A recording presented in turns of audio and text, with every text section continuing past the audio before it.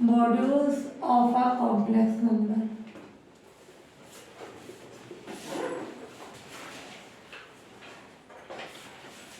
सम्मिश्र संख्या का मापांक।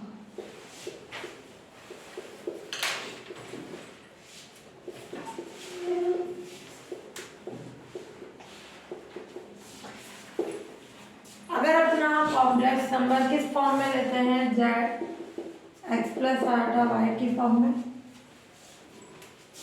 तो उसका मॉड्यूल्स क्या होगा, मॉड ऑफ जेड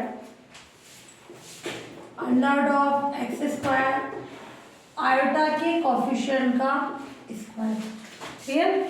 जैसे अपना जेड है 2+3 आयोटा, तो मॉड ऑफ जेड क्या हो जाएगा, अंडर रूट में 2 का स्क्वायर प्लस 3 का स्क्वायर। क्लियर। 9 और 4, तो ये अंडर रूट ऑफ 30। या अपना जेड हो -2 + 3 आयोटा हो, तो क्या हो जाएगा, मॉड ऑफ जेड -2 का स्क्वायर, ये 3 का स्क्वायर, तब भी ये अंडर रूट ऑफ 13 होगा। क्लियर।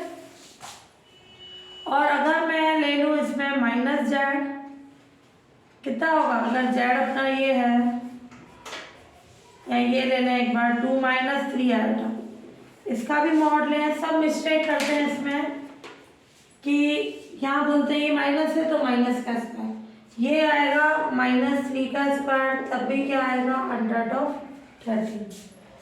क्लियर। तो ये जेड, ये कौन है, एक तरह से जेड का कॉन्जुगेट, जेड का कॉन्जुगेट ही है। सिंपल सी एक कंडीशन लें, Z x plus iota y लें, तो माइनस जेड कितना होगा, -x - iota y. Z conjugate कितना होगा, x - आयोटा वाई।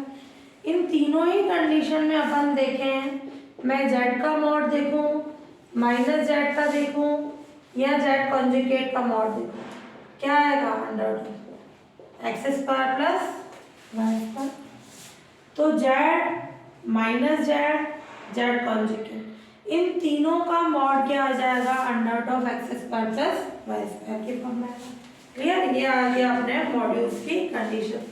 और अगर कोई रियल हो नंबर, उसका मॉड्यूल लेना हो 3, उसको चेंज करा दो, 3 + 0 आयोटा, 3 - 0 किसी भी फॉर्म में ले लो, इसका मॉड्यूल क्या होगा, 3 का स्क्वायर, 0 का स्क्वायर, यानी वो 3 आ जाएगा।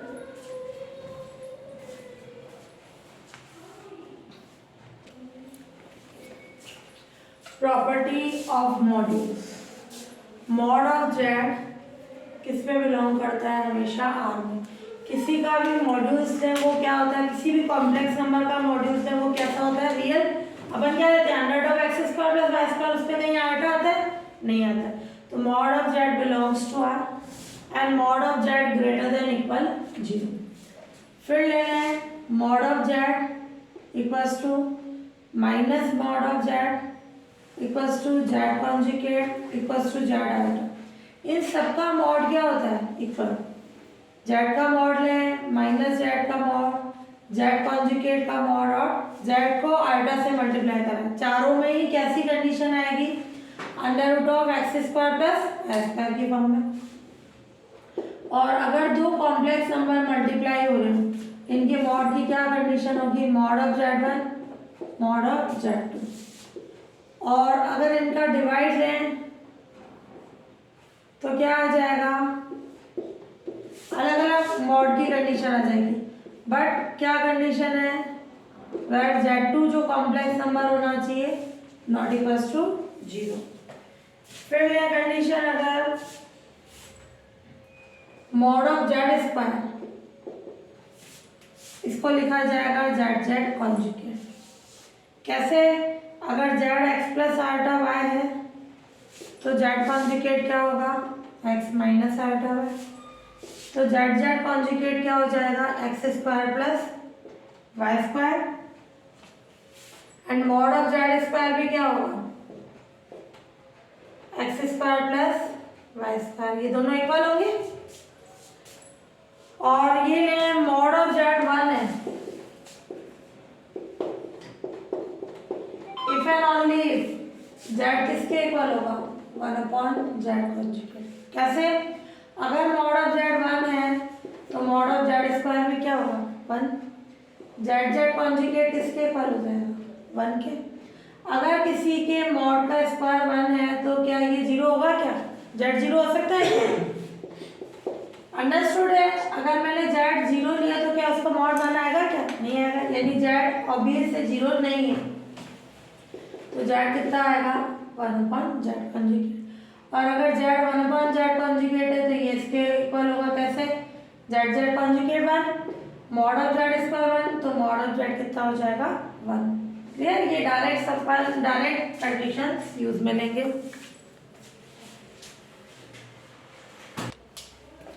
ट्रायंगल इनफिनिटीज, हाँ ये इंपॉर्टेंट है, रियल नंबर्स के लिए भी ये कंडीशन होती है।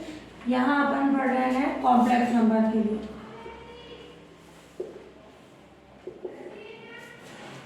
Triangle इनफिनिटीज,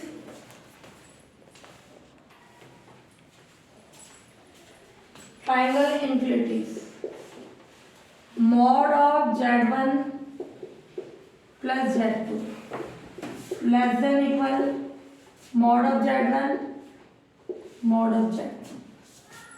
clear. ये कंडीशन अपने को प्रूफ करनी है, mod of z1 plus z2 less than equal mod of z1 plus z2।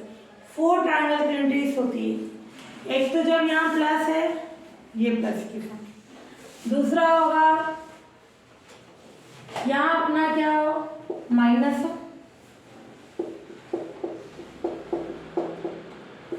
तब ये बड़ा होगा।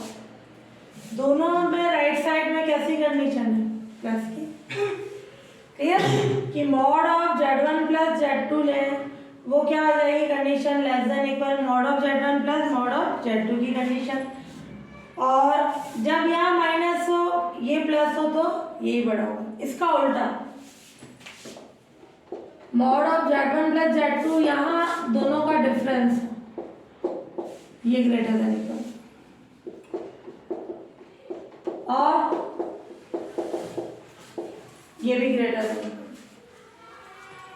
प्लस और माइनस के लिए कंडीशन हो गई, ये दोनों प्लस है तो ये बड़ा होगा, और ये प्लस माइनस है, बट जब यहाँ माइनस लेंगे तो उल्टा हो जाएगा, ये ग्रेटर देन इक्वल की फॉर्म। तो ये 4 कंडीशन अपने को प्रूफ करनी है। यही कंडीशन रियल नंबर्स के लिए भी होती है, यहाँ किसके लिए कॉम्प्लेक्स नंबर के लिए। सब में प्रोसीजर सेम होगा, केवल एक स्टेप होगी वहाँ चेंज होगा, बाकी का सबका प्रूफ सेम ही है। पहले अपन प्रूफ करें फर्स्ट मॉड के लिए क्या कंडीशन है। मॉड ओपन करने के लिए मॉड ऑफ जेड स्क्वायर होना चाहिए। मॉड ऑफ जेड स्क्वायर क्या होता है जेड जेड कॉन्जुगेट। तो मैं यहाँ लूँ mod of z1 plus z2 का होल स्क्वायर, क्या आ जाएगा z1 प्लस z2 का होल कॉन्जुगेट। जो प्रॉपर्टी अप्लाई करो वो बता दो। क्लियर। ये कंडीशन इसको लिख सकते हैं z1 प्लस z2, ये अलग अलग कर लें, z1 conjugate plus z2 conjugate. ये कौन सी प्रॉपर्टी से किया, z1 प्लस z2 का होल नोट था, z1 कॉन्जुगेट z2 कॉन्जुगेट, फिर z1 into z1 conjugate, z1 into z2 conjugate, z2 into z1 conjugate और z2 इंटू z2 कॉन्जुगेट। अब ये कितना हुआ z1 इंटू z1 कॉन्जुगेट, ये formula mod of Z square, यानी ये हो जाएगा mod of z1 square plus ये भी क्या होगा मॉड ऑफ z2 स्क्वायर।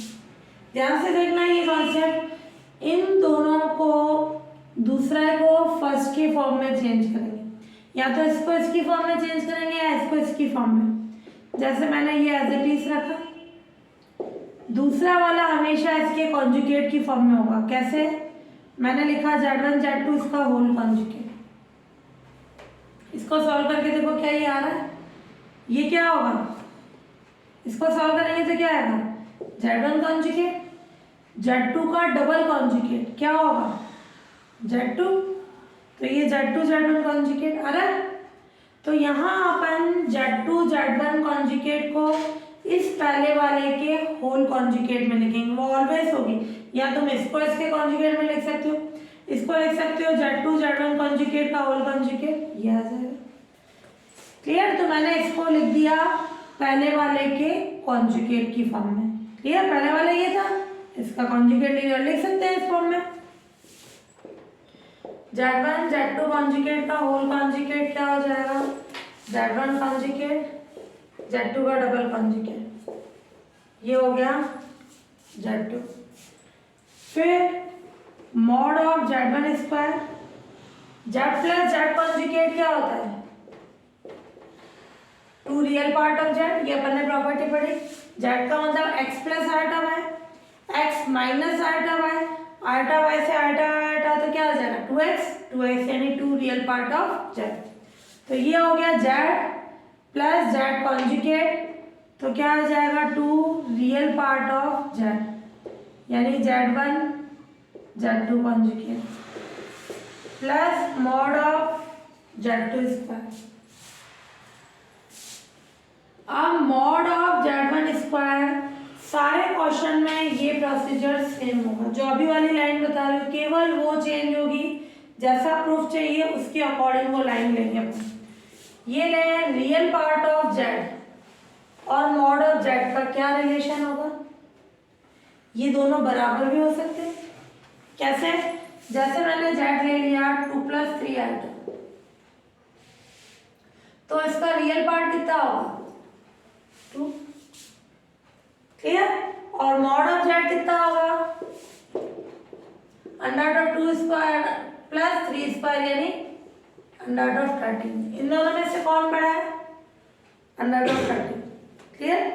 अगर मैंने ये ले लिया, इसका रियल पार्ट कितना हो गया? -2। और जब मैंने मॉड Z लिया तो कितना आ गया? +2। कौन बड़ा है? ये। और अगर मैंने Z ले लिया +2,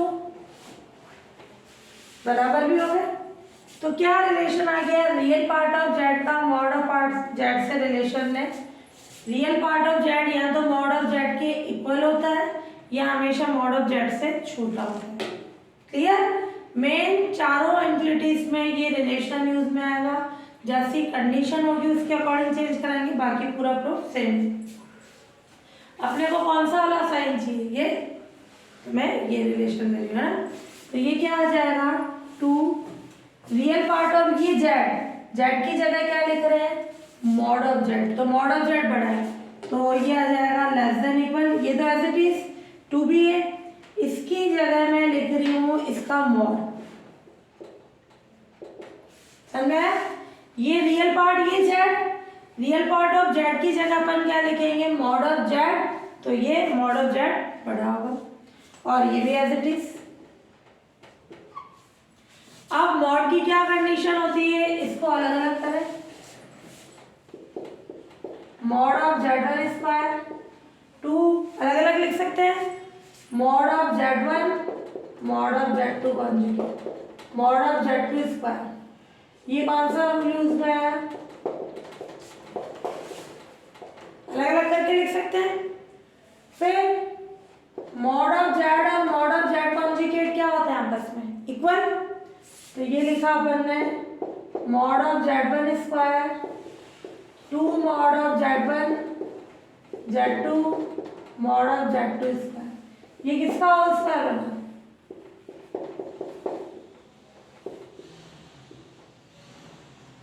ये होल स्क्वायर। लेफ्ट पे क्या चल रहा था? Mod of Z1 plus Z2 का होल स्क्वायर। ध्यान से देखना, ये इसके इक्वल था, इक्वल बट बीच में कैसा साइन आ गया? <= का। क्लियर? तो इसका इससे क्या रिलेशन होगा? <= का। तो ये <= mod of Z1 plus mod of Z2 का होल स्क्वायर, दोनों तरफ से स्क्वायर हटा दो तो ये कंडीशन क्या हो जाएगी? प्रूफ हो जाएगी। तो इन दोनों के सम का होल मॉड उनके अलग अलग मॉड के सम के इक्वल होता है।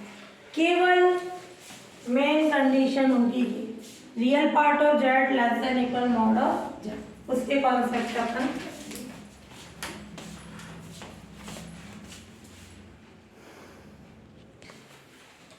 अब सेकंड वाला proof mod of z1 plus z2 less than equal mod of z1 minus mod of z। जैसे इधर माइनस आएगा तो क्या हो जाएगा, उल्टा साइन ग्रेटर देन इक्वल का है ना, तो क्या होगी mod of z1 plus z2 का whole square, z1 plus z2 का होल कॉन्जुगेट। इस रूल से z1 प्लस z2 इनके कॉन्जुगेट को अलग अलग कर सकते हैं, इनको मल्टीप्लाई कर लें 4 टर्म्स आ जाएगी। z1 का कॉन्जुगेट यानी मॉड ऑफ z1 स्क्वायर, ये mod of z2 square, clear. और ये z जो ये वैल्यू है इसको पहले वाले के होल कॉन्जुगेट में लिखेंगे, यानी z2 z1 के कॉन्जुगेट को क्या लिख सकते हैं, z1 z2 के कॉन्जुगेट का होल कॉन्जुगेट यही आएगा। अब ये आ गया mod of z1 square, z plus z conjugate क्या होगा, 2 real part of z, clear. z plus z conjugate 2 real part of z, clear. यहाँ तक कोई है।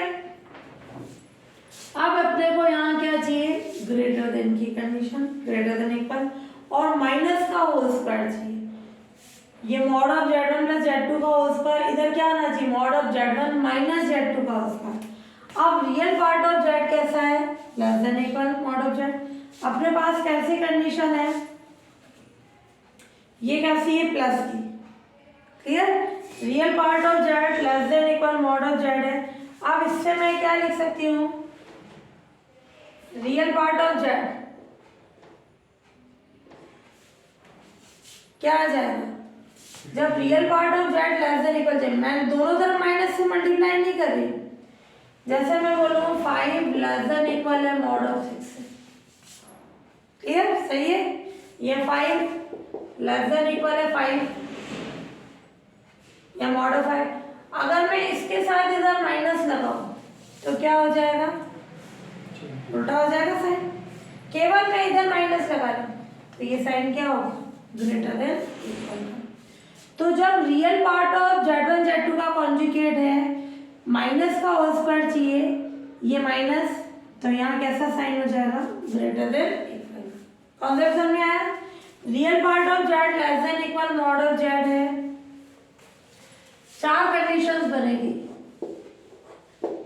Real part of z less than equal mod of z, दोनों तरफ minus से multiply करें तो साइन बदल जाएगा, और केवल मैं इसको माइनस से मल्टीप्लाई करूं तब भी क्या होगा, साइन बदल जाएगा, और इसको माइनस से मल्टीप्लाई करूं केवल यही रहेगा।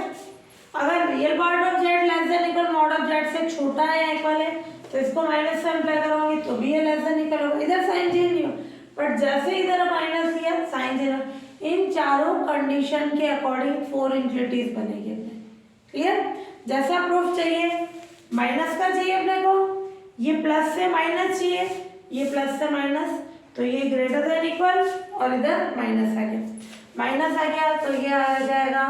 फिर इसको लिख सकते हैं, अलग अलग कर लिया अपन ने, ये मॉड ऑफ z2 कॉन्जुगेट यही रहेगा, ये किसका होल स्क्वायर बना, mod of z1 minus z2 का होल स्क्वायर।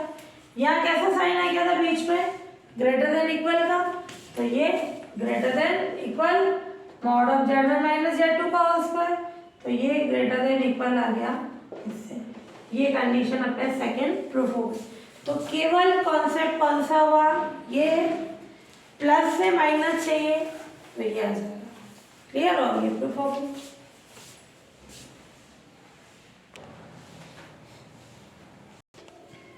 हाँ, थर्ड कंडीशन में प्रूफ करनी है, mod of z1 minus z2 greater than equal mod of z1 minus mod of z2।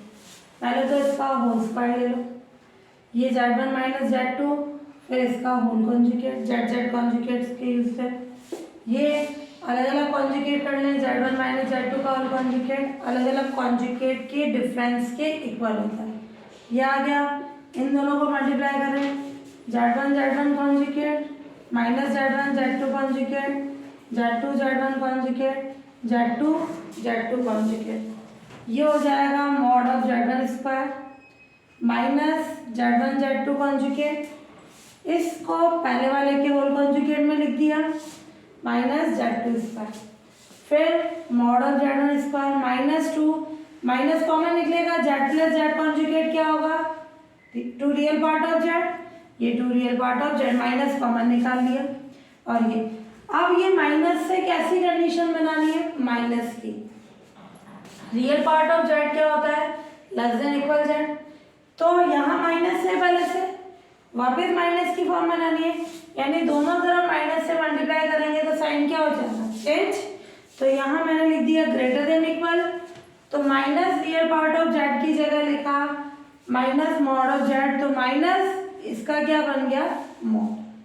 Clear, केवल इन चारों कंडीशंस का यूज होगा, जैसा प्रूफ चाहिए, माइनस से माइनस चाहिए तो ये माइनस, इससे माइनस की फॉर्म बना दी, वापस इसको अलग अलग करके लिख सकते हैं ये कंडीशन, फिर इसको भी लिखा मॉड ऑफ Z2 का कॉन्जुगेट यानी मॉड ऑफ Z2, ये हो गया mod of Z1 minus Z2 का होल स्क्वायर।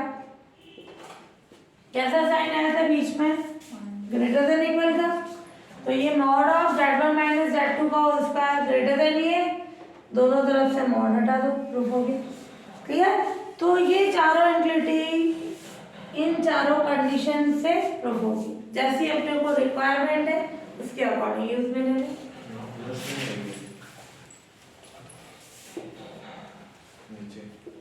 ये हाँ यहाँ प्लस आएगा, ये प्लस की फॉर्म आएगा।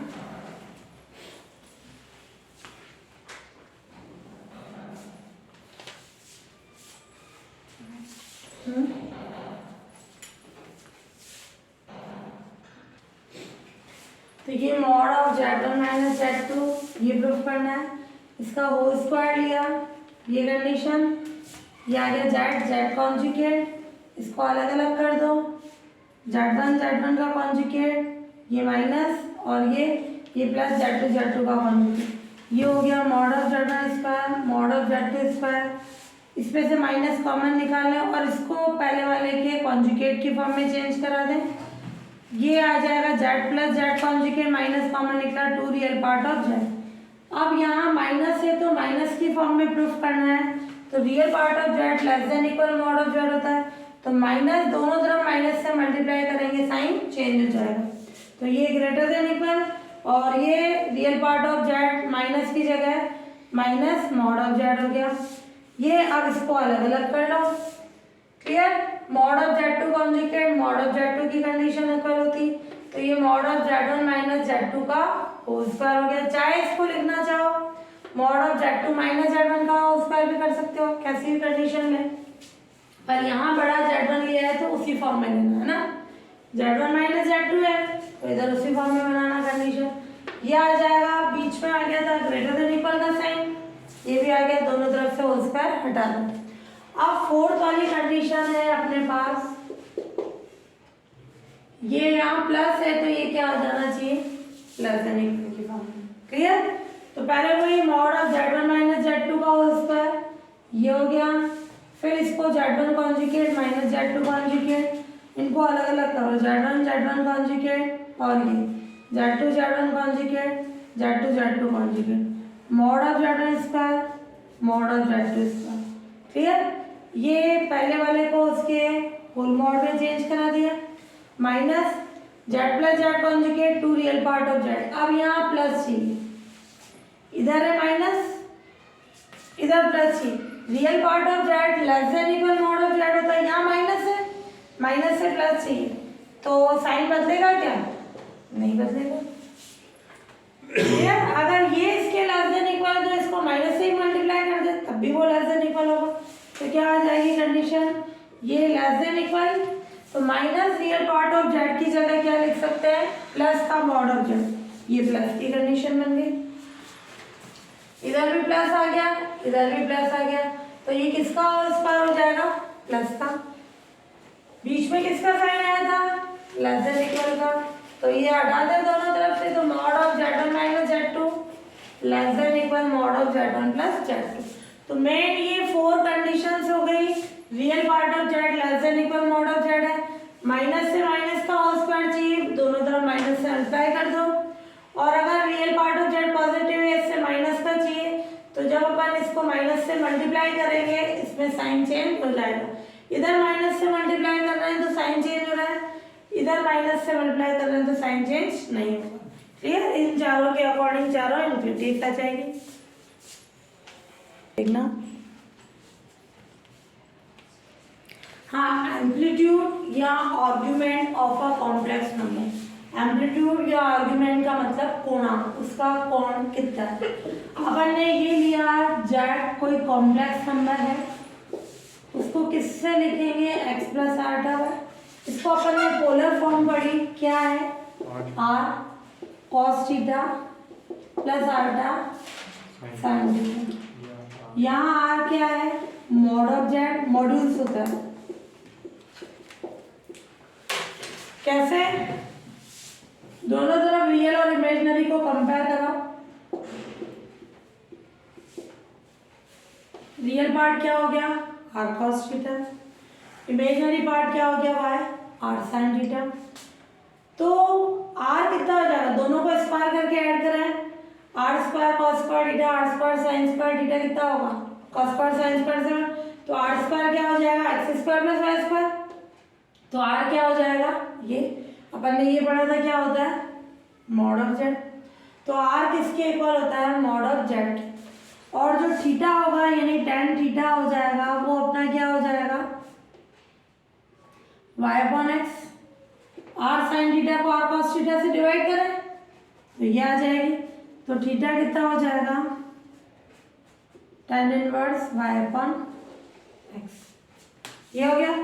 ये थीटा उसका कोणांक या एम्पलीट्यूड कहलाता है। अब इसकी कंडीशन होती है कि वो कौन से क्वाड्रेंट में, ध्यान से समझना है ये कंडीशन।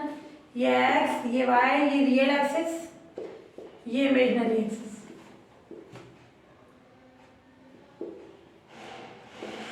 क्लियर?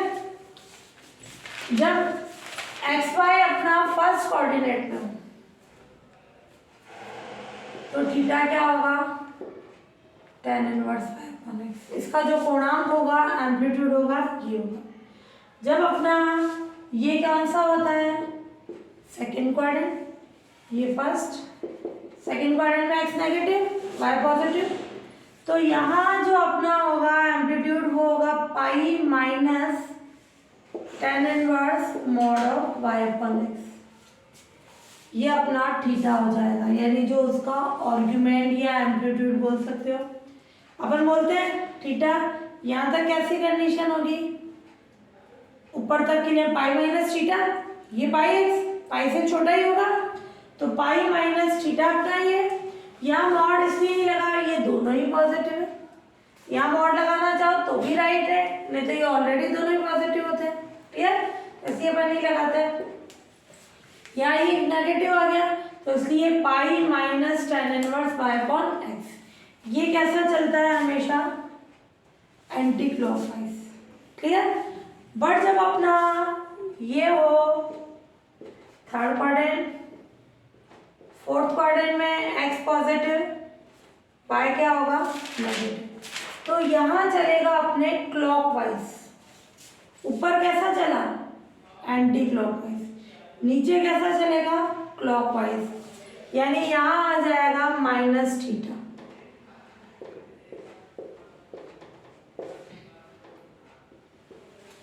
क्लॉकवाइज चलते तो क्या आता है, नेगेटिव ही तो आता है एंगल, और इधर इसका नेगेटिव क्या आ जाएगा,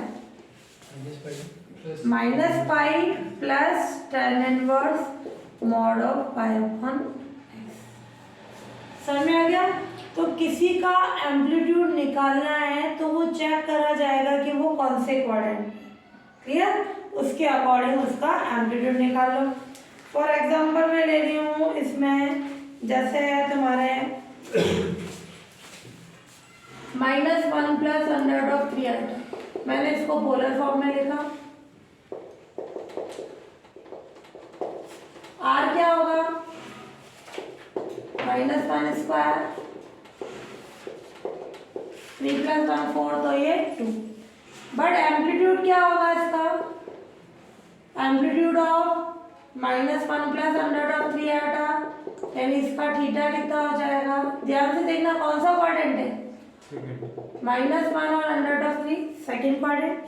तो ये आ जाएगा pi minus tan inverse y, y क्या है √3 और x -1, pi minus tan inverse mod होने के कारण पॉजिटिव, tan इनवर्स √3 किस पे होता है ये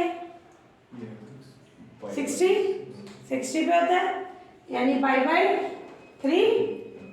कैसे, √3 का मतलब tan π/3, tan इनवर्स से tan कैंसिल हुआ, ये कितना आ गया 2π/3।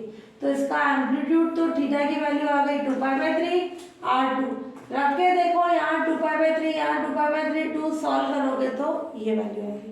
तो एम्पलीट्यूड निकाला जाता है इसके अकॉर्डिंग कि वो कौन से क्वाड्रेंट में, मान लो तुम्हारा x y दोनों नेगेटिव है, यहाँ पे भी माइनस है, तो क्या आ जाएगा -π + tan inverse mod of y1 है, जैसे है इसके अकॉर्डिंग चेंज करा दो।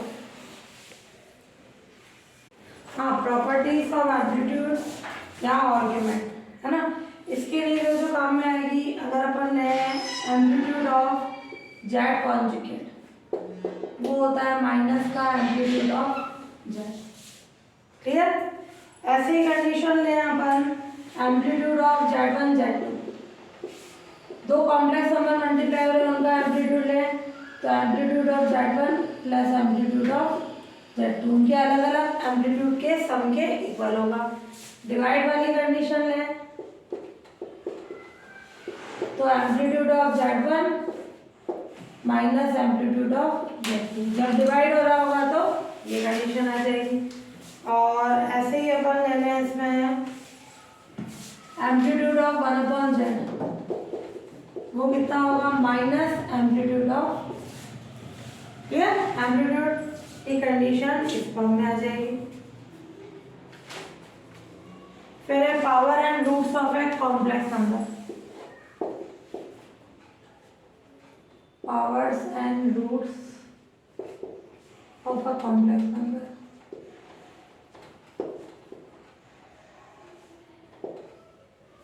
cos theta plus iota sine theta की होल पावर है। ध्यान से देखना, अगर cos theta plus iota sine theta है, उसकी होल पावर n है, n अगर परिमेय संख्या है, रैशनल नंबर है, तो ये आ जाता है cos n theta plus iota sine n theta. ये फॉर ऑल n किस में बिलोंग कर रहा है, q में, ये कहलाती है द मायवर प्रमेय, डी मोर्स थ्योरम।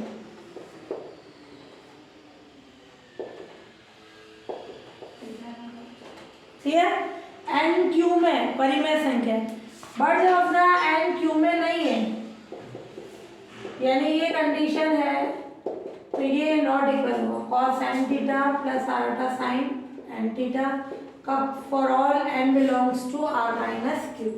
अगर ये अपरिमेय संख्या है तो डी मोर्स थ्योरम द मायर प्रमेय अप्लाई नहीं होती। क्लियर, किसके लिए होती है, परिमेय संख्या के लिए। इसके यूज से किसी के भी nth रूट निकालने हो, जैसे 1 की पावर 1/n है, 2 की पावर 3/n है, कुछ भी निकालने हो, तो ये रूट किससे निकाले जाते हैं, डी मोर्स थ्योरम की यूज से। ये n इससे मल्टीप्लाई हो गया और ये इससे मल्टीप्लाई हो गया, है ना, जो ये n है इनके थीटा से मल्टीप्लाई होगा, cos n theta plus iota sine n theta, clear. और इसमें अप्लाई नहीं होगी जब वो अपरिमेय संख्या होगी।